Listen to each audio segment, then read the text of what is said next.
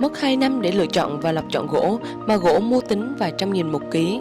Cả bộ cân lên sau khi hoàn thiện còn khoảng 2 tấn, tức chỉ 25% số gỗ ban đầu là gần 10 tấn được sử dụng, còn lại là bán củi.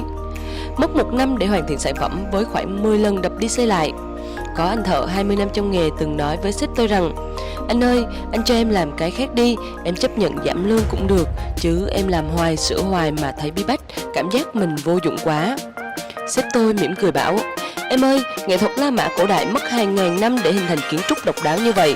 Bỏ ra một vài năm làm cho đến khi người châu Âu họ cũng phải thán phục sự tài hoa và biến hóa của người Việt Nam thì có gì tuyệt vời hơn."